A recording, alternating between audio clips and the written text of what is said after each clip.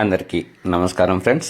బ్రహ్మర్షి పితామహ పత్రిజీ గారి పుట్టినరోజు సందర్భంగా ధర్మవరంలోని కొత్తపేట ప్రాంతంలో అందరికీ మొక్కలు పంపిణీ కార్యక్రమాన్ని చేయడం జరిగింది ఫ్రెండ్స్.